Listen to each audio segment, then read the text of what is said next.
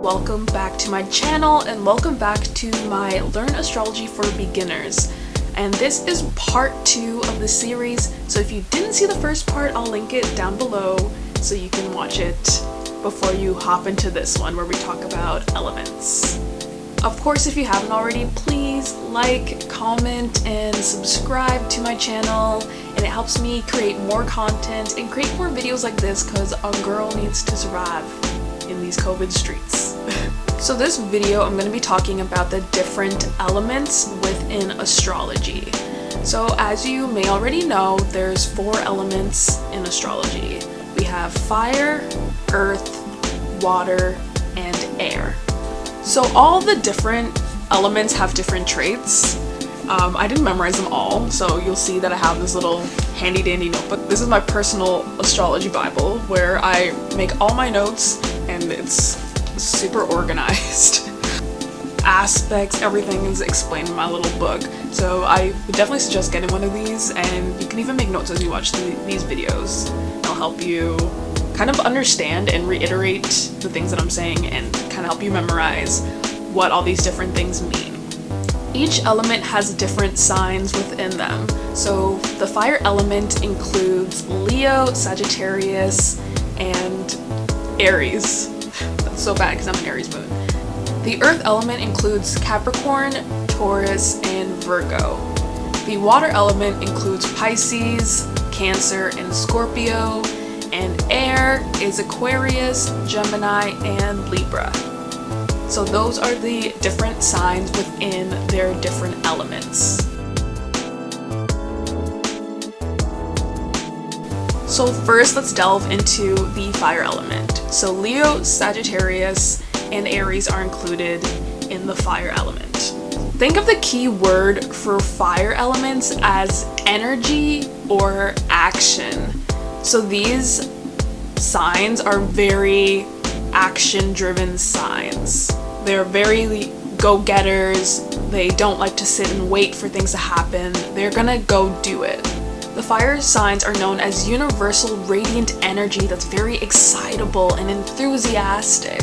So you might find people that have fire as their dominant element in their chart are very outgoing and enthusiastic people that have a lot of energy and like to go, go, go. They might be real doers and have very active social calendars. They're usually really high-spirited and have a great faith in themselves. They tend to be very assertive, very active, expressive, and independent. They are great leaders, but that also means they're really bad at not being a leader or not being the boss.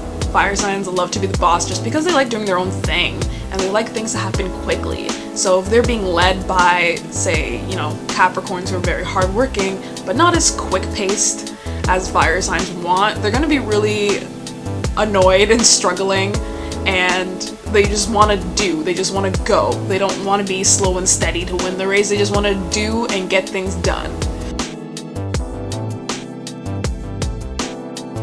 Next, I'm going to talk about air. So the reason I'm talking about air after talking about fire is because they're both external stimulated elements. So the air signs are Aquarius, Gemini, and Libra.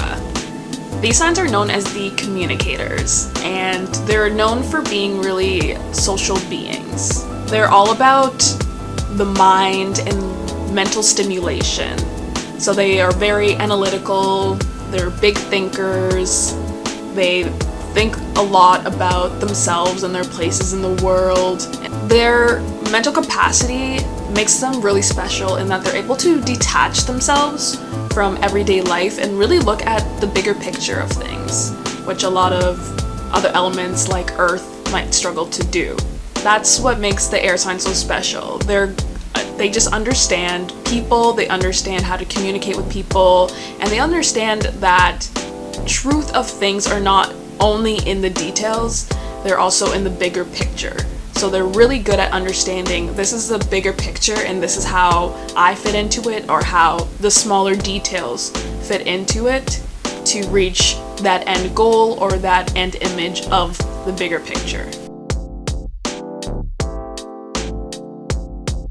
Next, we're going to talk about the earth signs, which is Capricorn, Taurus, and Virgo. These signs are all about security and goal orientation. Is that even a word? Security and goal setting. They rule the physical senses and the material world. One of their key concepts is they understand how to use the physical world to promote their goals. They tend to have very heightened physical senses and be very practical. So while air signs are very big picture type of people, earth signs are very detail oriented. They look at the minuscule details. They look at all the physical things that are in front of them and how they can utilize those things to reach their end goal. And usually their end goal has to do with something in the physical world, whether that is job related or having a nice house or having the nice car or things that are really stimulating for the senses. That's what they're all about. It's everything that's to do with our physical world. They rely heavily on their physical senses and practical reasoning because they truly understand how the physical world works. They're known for being hard workers and very methodical, dependable, down to earth, just very in tune with the physical world. So just think of Earth, the actual physical element of Earth. That is what they are.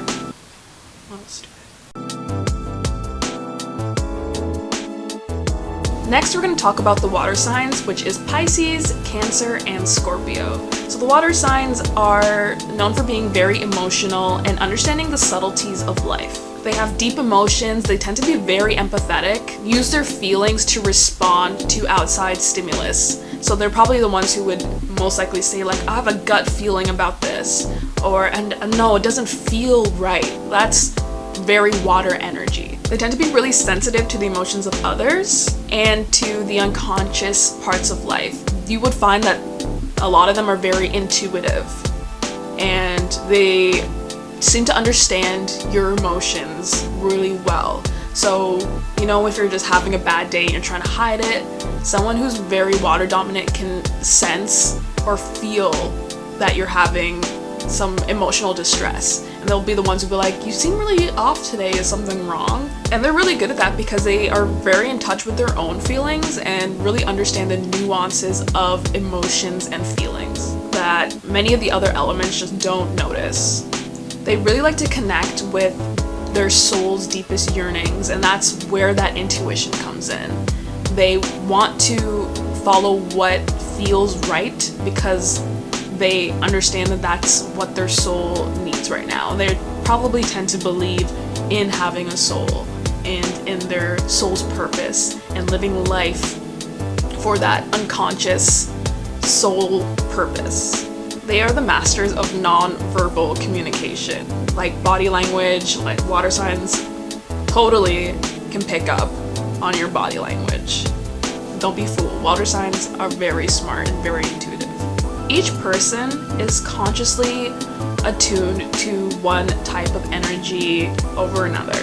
It's not necessarily a good or bad thing, it's just based off how your chart is and your dominant element. You just tend to be attuned more to one element over the other just because of your placements. So an earth sign is really in tune with the physical side of life, while the water sign is very in tune with the emotional side of life. And air signs are in tune to the mental side of life. And Aries is in tune with the energy forces in life. So when we talk about the different elements of sign, yes, every sign is with a different element, but the ruling element of people's charts might not necessarily be the element of their sun sign. An example would be myself. I'm an Aquarius, and that's ruled by air. However, the majority of my chart is actually in the water sign. So a lot of my aspects are in Pisces. So while I'm Aquarius, that's an air sign, I very much have that water element of emotionality and subtlety. When people talk about the element of your chart, they might say that the ruler element of your chart is different than your sun sign element ruler. And sometimes it can be the same depending on your chart. So when people talk about compatibility, and you might see this a lot with, I'm in Aquarius as an example, so I might be compatible with fire signs because I'm an air sign. So why they say that and put fire and air as compatible and earth and water as compatible is because both of those elements are able to express themselves in similar ways. So fire and air signs are considered self-expressive and active. They tend to put their energy into things in an unreserved way. How they put their energy out is what differs. Fire signs is through direct action and doing, while air signs are in mental stimulus, verbal communication, and expression. So they're both putting energy out into the world. They just have different ways of putting energy out into the world. While water and earth are more reserved signs. They're considered more passive and receptive. They tend to live more in themselves and don't give their energy out without caution. They want to build solid foundations before they act. So earth would want to build solid physical foundations before they act, and water wants to build solid feelings or emotional foundations before they act. So that is why they are considered to be compatible. Of course, these are the general compatibilities.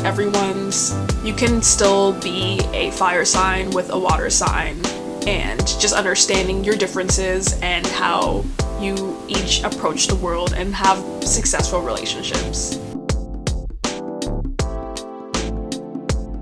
So you might be wondering, how do I discover what element is dominant in my chart?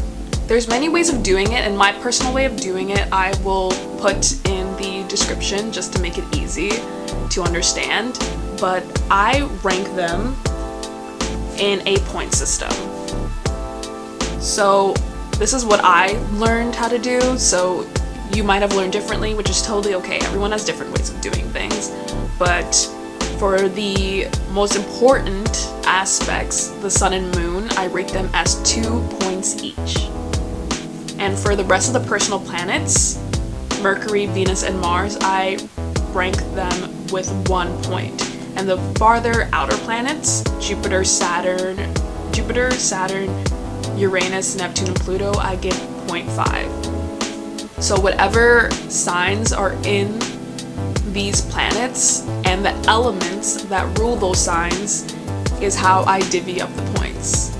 So those are the basic ideas of how the elements work within astrology and within a natal chart. So I just want to use this video to give you the basics on elements, what exactly they mean, and how they work together within the natal chart. As the videos go on, you're gonna understand how elements work in other ways with houses and aspects and the signs themselves and how they interact with modalities and just different things like that.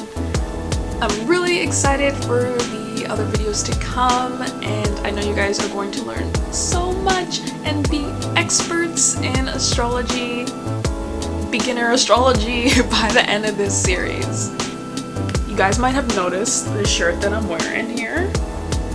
So this is actually my own design.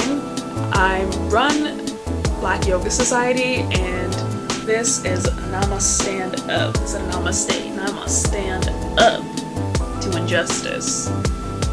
So if you want to get one of these shirts, I'll put the link to the website in the description. Thank you guys for tuning in to the second part of this series. Part 3 will be coming next week, Thursday. See you soon.